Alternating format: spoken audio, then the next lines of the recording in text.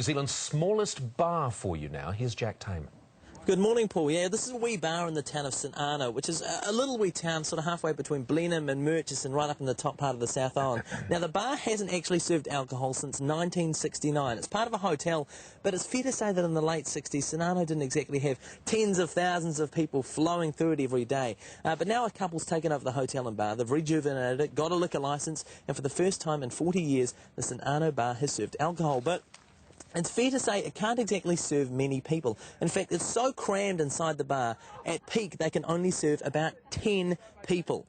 Now, Paul, I know you're particularly looking forward to this. At the moment, I'm in a 1924 vintage Bentley. It's one of the oldest Bentleys in New Zealand. And after 8 o'clock this morning, we're going to be having a look at a few of these, which are taking a wee tour around the South Island. I'm getting in the mood. I can't believe they actually let me in the driver's seat. They're absolutely insane. I feel like I could ding something at any moment. But just after 8 o'clock this morning, we'll be having a closer look. All right, Jack, thank you very much for that. And I look forward to finding out more about those cars. The new Bentley Brooklyn's just been released. Beautiful, beautiful car. They're only making 550 over the next 3 years, and 400 already spoken for. You've got to have lots of money for those. But, Jack, I'm looking forward to that. It's brilliant. A world tour in a Bentley. How good is that?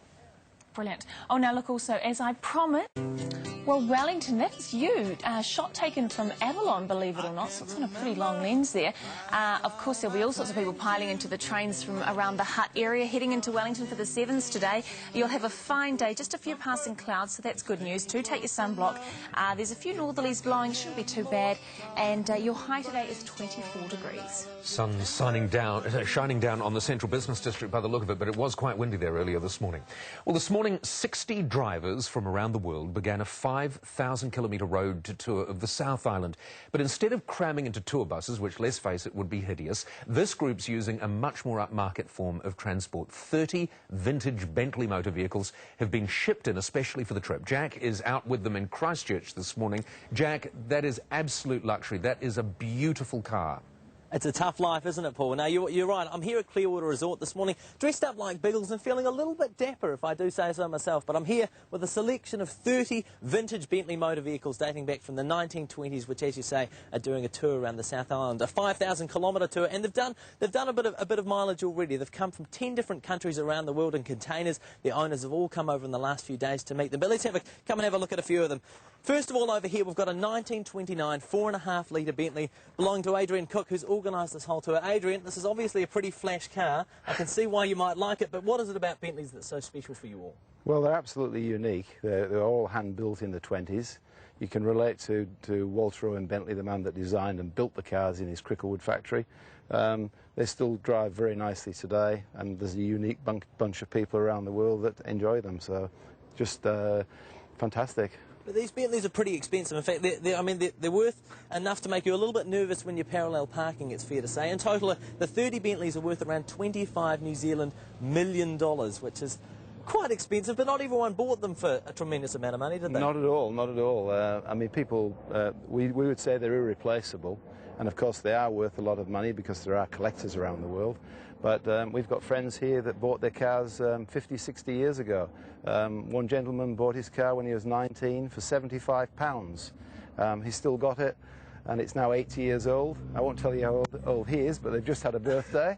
And his car still drives fantastically. Now, I'm a little bit ashamed to say, but I drive a 1984 Honda City, which is, if you put the Bentleys at one end of the nice car scale, my 1984 Honda City is sort of down the other end. How is this to drive? You know, I know that the accelerator's in the middle, which is a little bit different. It is, absolutely. Brake's not quite up to the same standard as your Honda, so we have to be a little bit careful there. Speed, I think, would give you a run for your money. Some of these cars were factory guaranteed to do 100 miles an hour in the mid-1920s, and some of them do more than that now, I have to say. Well, as Paul's been saying, these are some of the best race cars ever made. They were. In their time, all these cars were in that the golden era of Bentleys at Le Mans, the 24-hour race, and they won several times. They had a few disasters on the track as well, but they had 4 or 5 wins at Le Mans. And the speeds achieved were horrendous. I mean, 90+ miles an hour for 24 hours. It's amazing. Well, let's have a crack. Come with me and we'll see what it's like to actually climb. And now, it doesn't exactly have dual airbags or anything like that. Well, no, we're not obliged to do that. I have to tell you that Ministry of Transport have warranted all the cars, and they're all registered in New Zealand. They're nice and cosy. You've got to get your Thunderbirds goggles on before we head off. That's it. We're going to... Okay. Are you ready for action? I'm ready for action. Okay, guys. Gentlemen, start your engines. Let's see what these Bentleys can do. So we put the magnetos in, we see what's happening here. Okay. And we'll attempt to roar it to life. We'll spool steadily away. In the words of Tim the Toolman Taylor, oh, oh, oh, oh, oh. I've got to get this just right because I haven't got a great easy turning circle. Here we go. Look at those cars, Pippa. We'll put the horns That on is as we beautiful. go Look at that beautiful past the green, sidewalk. that racing green. British racing car green. That was more of the Jags, though, wasn't it? Yeah, it was. The Jag sort of brought it out. That is just fantastic. There's a wonderful sight. Those people dedicated to their cars. And there'll be some people watching now thinking about the two most hideous words if you put them together, carbon and footprint. But let's be honest, that is living. That is a lovely way to spend your life. Those cars, they were manufactured a long time ago. Yep.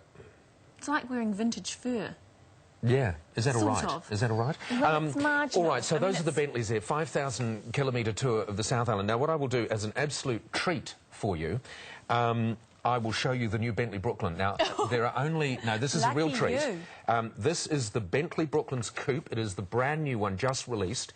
They will only be making 550 of these.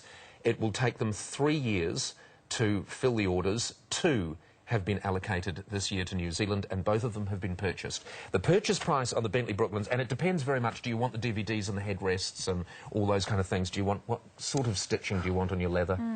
What sort of stitching do you want on your leather, sir? Oh, just give me a moment to think.